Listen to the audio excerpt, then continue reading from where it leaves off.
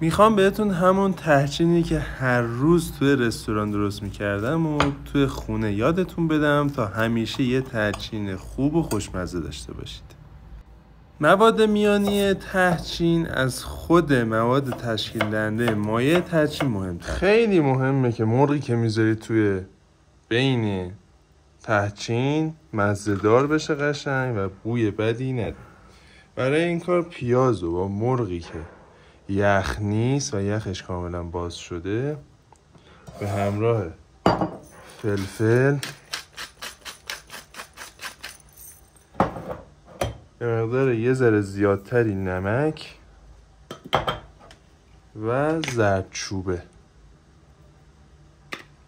برای اینکه عطر بهتری هم داشته باشه من یه دونه برگ بو هم داخلش میندازم و میذاریم با آب تا بپزه.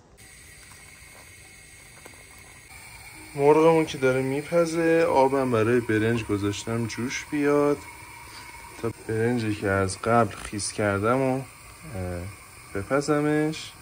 ولی نکته اینجاست که باید زنده تر برش داریم برای تحچین. تو اون فاصله ای که برنج داره میپزه و مرغ داره میپزه شما مایع تحچین رو آماده کنید، بذارید توی یخچال که قطعا نتیجه بهتری بهتون میده. بریم که مایع تحچینمون رو درست کنیم و وقتی که برنج سرد شد استفاده کنیم. چیزایی که برای مایع تحچین میخوایم نمک، فلفل، دارچین، فلفل قرمز، گلاب، زعفرون، تخم مرغ و ماست. تخم مرغ رو اول داشت میافتاد.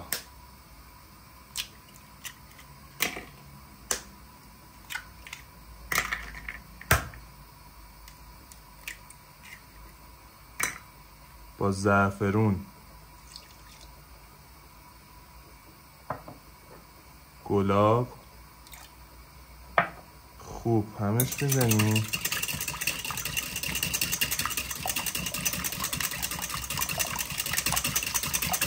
بهش ماست اضافه میکنیم.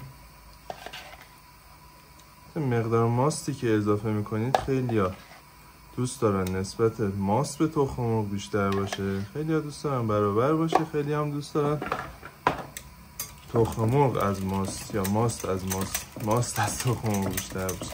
خوب همش میزنیم. دارچین خیلی کم، فلفل قرمز خیلی کم، فلفل سیاه و نمک. شما میتونید هل هم اگر دوست داشتید یا عرق هل هم به مایع تحچینتون اضافه کنید. چیزی که خیلی مهمه اضافه کردن روغن به مایع تحچین و ظرفتونه. این روغن باعث میشه که تحچین تردتری داشته باشید.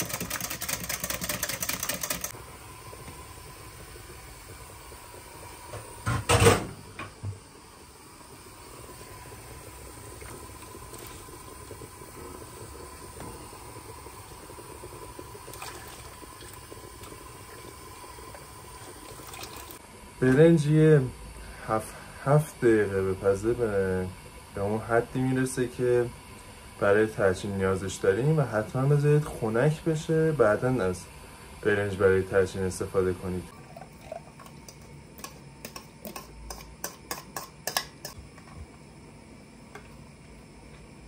برای بین تحچین من از بادمجون استفاده کردم که خیلی کم سرخش میکنه. خب الان دیگه مرغ آماده است. بادمجون خیلی کم توی روغن در حد 1 دقیقه سرخ شده که بقیه پختش توی تحچین انجام بشه.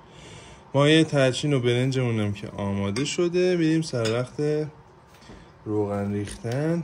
توی روغن ریختن برای تحچین اصلا کم نریزید، چون که هم تحچینتون خمیری میشه هم امکان داره که به ظرفتون بچسبه. یه مقدار دیگه من بهش روغن میزنم و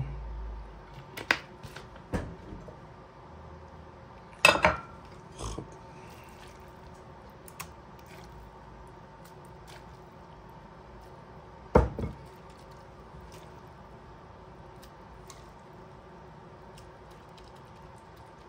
شما میتونید تحچین روی گاز تو مایتابه بپزید. من خیلی دوست دارم که توی فر ترچین رو بپزم، چون هم رنگ بهتری میگیره هم خوش پخت‌تر میشه. از مرغمون مواد میانه ترچینی که میخواید شما بذارید واقعا سلیقه شماست. میتونید با زرشک، با اسفناج، با آلبالو، با آلو، با خیلی چیزها میتونید که ترچینتون رو پر کنید. میتونید مثلا فقط با مرغ باشه. مثلا من خودم خیلی بادمجون دوست ندارم ولی خب میخورم.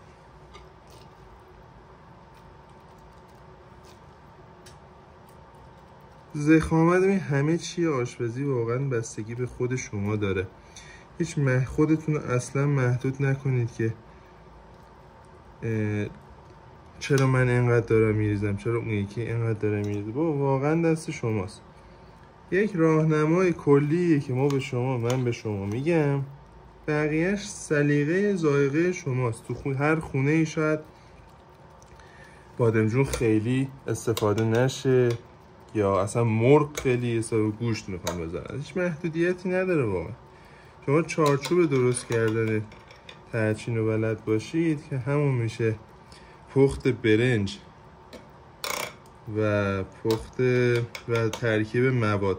بقیهش دیگه همش سلیقه شماست، اصلا خودتون رو محدود نکنید. ترچینمون رو میذاریم تو فری که من از قبل با دمای 240 درجه داغش کردم و میره که حدوداً 40 دقیقه بپزه. فر الان 243،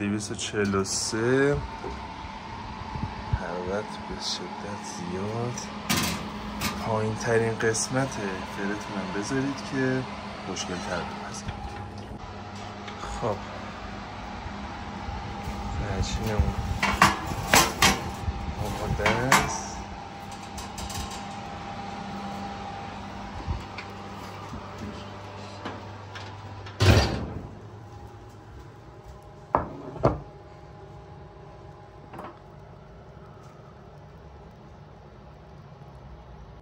یه چند دقیقه بذارید خنک بشه که راحت‌تر برگرده و قسمت هیجان انگیزش همینجاست.